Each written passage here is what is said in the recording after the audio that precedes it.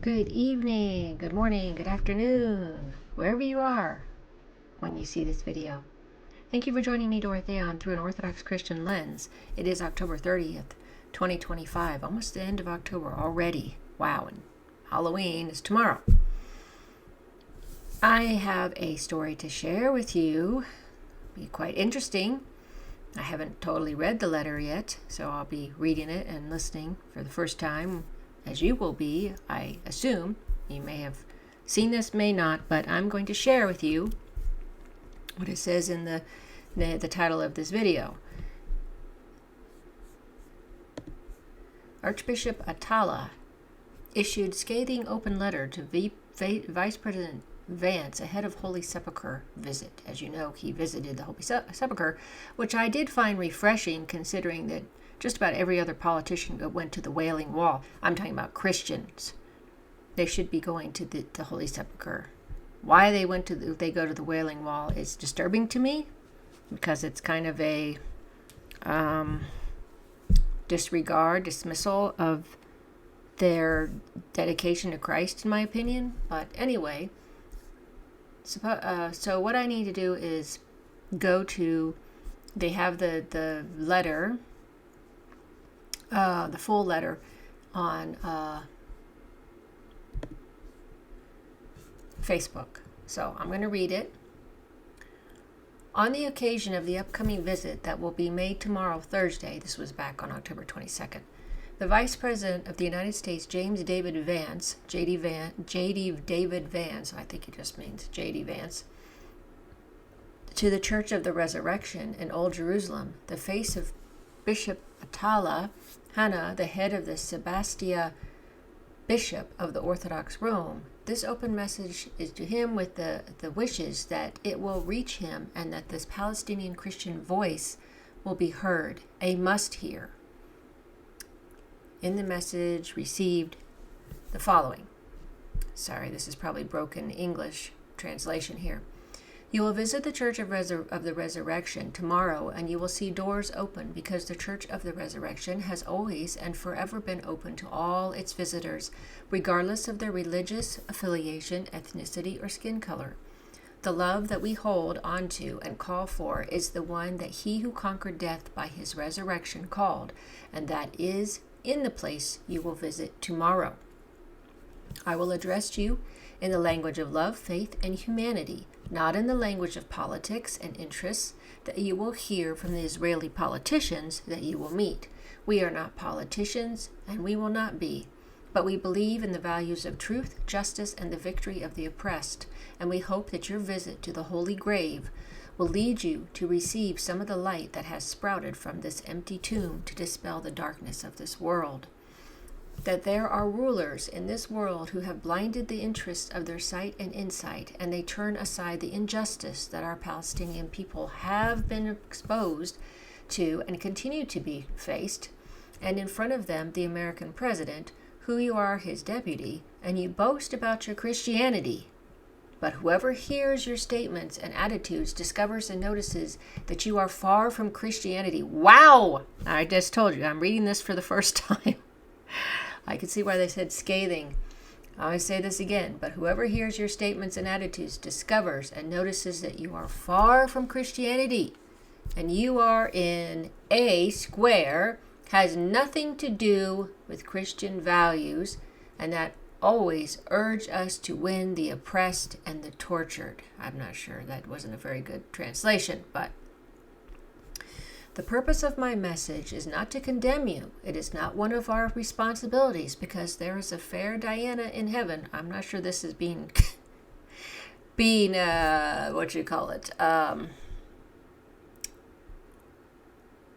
translated right. And he is the one we will stand in front of. I guess they mean God, but let me see if there's something here that shows that. See how he says it here. We are not politicians and never will be, but we believe in the value of we hope that your visit to Holy Sepulcher will enable you to receive some of the light that shone forth from this empty tomb to dispel the darkness of this world. There are rulers in this world whose interests are blinded. There have blinded their sight and insight, and they turn a blind eye to the injustices that our Palestinian people have been subjected to and continue to endure. Foremost among them is the American president, whose deputy you are. You boast of your Christianity, but anyone who hears your statements and positions discovers and notes that you are far from Christianity. You exist in a realm that has no connection to the Christian values, and that constantly urge us to stand with the oppressed and the suffering. The purpose of my letter is not to condemn you, for that is not our responsibility. There is a just judge in heaven. Okay, so that's what it's supposed to mean. Before whom we will all stand at some point, when each of us will be asked, what did you do for your brother? The purpose of this letter is to remind you, as you visit the holiest place sacred to Christians in the world, of your Christian moral and human duties, to reject injustice, tyranny, occupation, and oppression. How can a Christian ignore the suffering of the Palestinian people, especially what has happened over the past 2 years in Gaza, where there has been a war of genocide?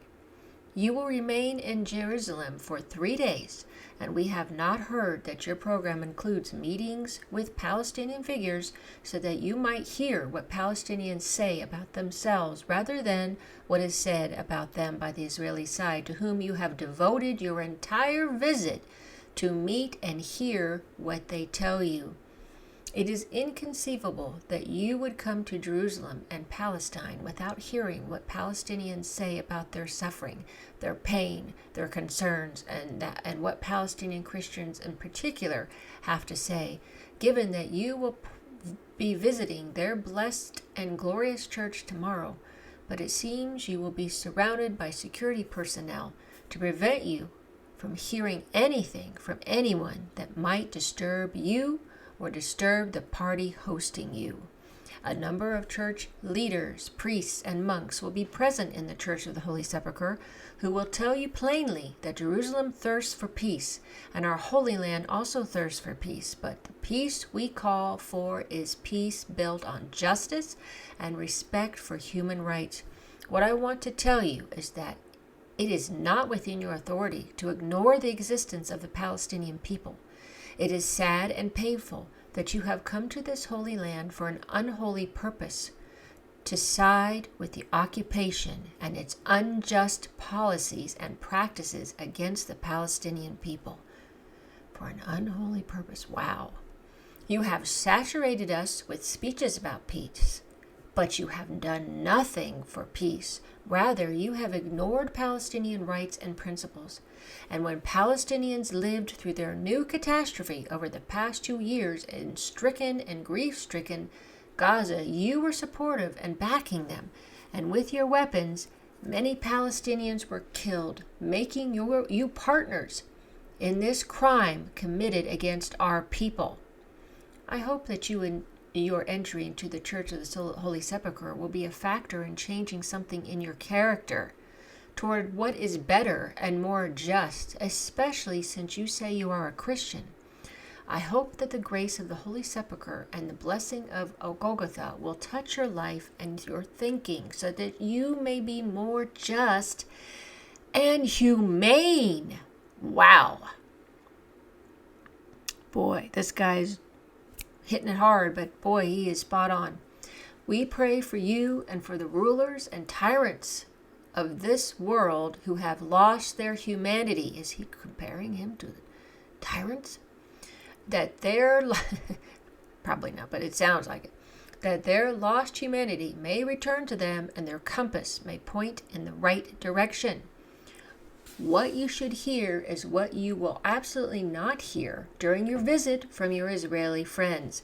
That Palestine exists, its people exist, and its cause is a living cause embraced by many in this world, especially in America, where demonstrations and marches have taken place condemning the policy of the American president. American policy has brought us nothing but total destruction, not only in Palestine, but throughout the world. Successive American administrations have played a destructive role in more than one place and spot in this world, pouring oil on burning fires to make them burn more fiercely and leave behind destruction, ruin, and human tragedies. Wow. Palestinian Christians and our entire people call out to you as you enter the old city of Jerusalem under tight Israeli guard, hoping that you and your president will be more just and fair. Do you know that the Church of the Holy Sepulcher that you will visit tomorrow, as well as Al-Aqsa Mosque and the entire city of Jerusalem, are places that Palestinians are prevented from reaching? You crossed oceans to reach Jerusalem, but a Palestinian who lives half an hour by car from Jerusalem cannot reach the holy city, for there are checkpoints, gates, and military walls lying in wait for them. Do you know that the war of genocide in Gaza has left enormous destruction and a catastrophe and tragedy that no human mind can imagine, and all of this with the blessing of the American administration and those with it? I call on you to radically change your policies in our region.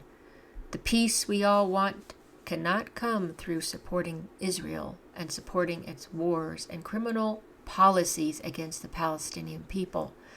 Peace is built on justice and on respecting and protecting human rights.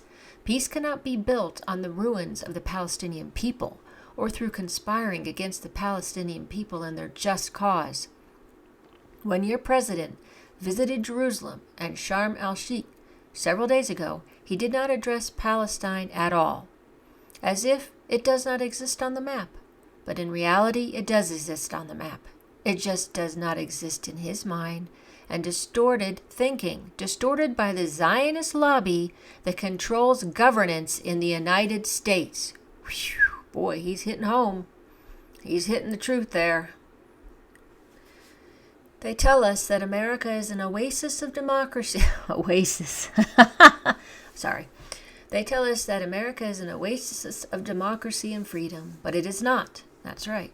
When the racist Zionist lobby controls governance, and they are the ones directing policies and positions, this means that America suffers from a covert occupation, even if it claims to be an oasis of democracy, freedom, and the defense of human rights. Your position toward the Palestinian people and their just cause is what makes us determine whether you are a Christian or otherwise. Wow. Return to your humanity and to your true Christianity, and do not ignore the injustices to which our Palestinian people are subjected. Do not ignore this people's suffering and their striving to live in freedom, dignity, and peace. Yes, we are for peace, and we pray for peace. Tomorrow you will hear from the fathers in the Church of the Holy Sepulcher, who will emphasize the concept of peace. But our peace is not the peace of surrender. It is the peace of freedom, dignity, and liberation from occupation, and the protection of the freedom and dignity of the Palestinian person. I hope my letter reaches you, and that those around you who do not want you to hear the voice of truth and justice, but want you to hear the voice of deception, distortion, and the falsification of facts and realities, do not block it.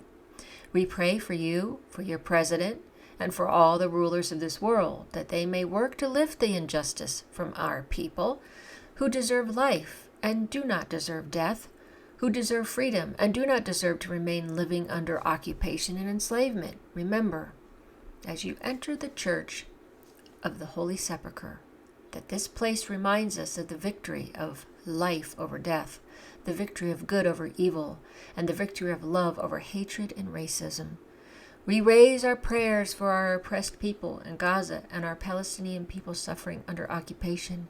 I remind you of what His Holiness Pope Francis said when he went to Bethlehem and was shocked by the presence of walls and military checkpoints. He said before the journalists who accompanied his visit to Bethlehem, "Peace does not need walls and military checkpoints. It needs bridges of love, brotherhood, and mercy.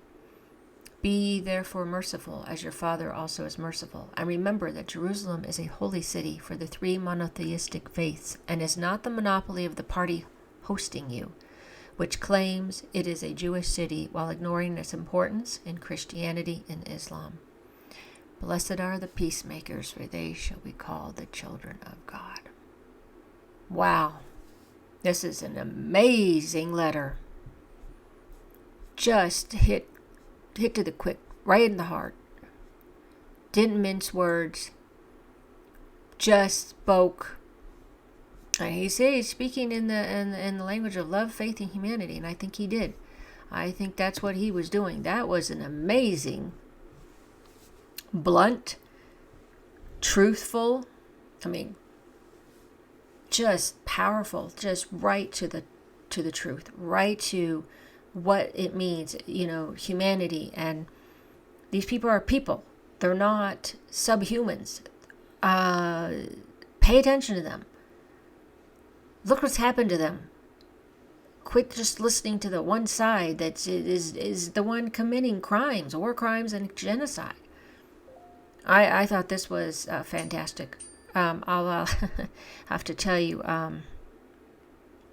you'll need to share your thoughts. I'm sure you maybe you have some thoughts of this. I've never heard of this Archbishop, but obviously he's part of the Jerusalem Patriarchate.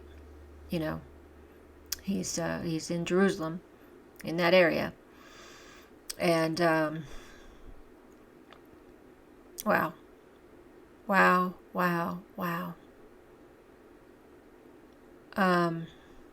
Yeah. So I think they had the whole thing here. They had the whole letter here. I guess they said that they took it from the one on Facebook, but the one on Facebook is not as good. It's not translated as well as this. So I'm glad I was able to read it here to give you what it was really supposed to sound like, translated correctly, so that people could understand it better. When I read it from here instead, it was too difficult on the other page. The love we uphold and proclaim is the love proclaimed by him who conquered death through his resurrection in the very place you will visit tomorrow. Yeah. So really think about that. Think about this, what he said. It is so needed to be said. I'm wondering, he said this to JD Vance because he came to Jerusalem. Now, I saw a post a while back or a YouTube video or something, that the title is something like, JD Vance was sent to Jerusalem at that time, after the ceasefire, as to babysit the basically the Israelis. And of course, there's never been a total ceasefire because there was always one or two people getting killed, bombed, shot, whatever. Mostly, I think it was doing bombs. I'm not sure. Shot, I don't know, but they died. They were killed by Israeli soldiers, the Palestinians, but then they turn around and they blame it on Hamas. But what's interesting is that every ceasefire that they've done in these past couple times, and within this terrible, it's not really a war. It's occupiers ethnically cleansing and mass murdering the oppressed people that they're occupying and oppressing. So Hamas had been keeping the ceasefire. And yeah, Hamas isn't perfect, okay?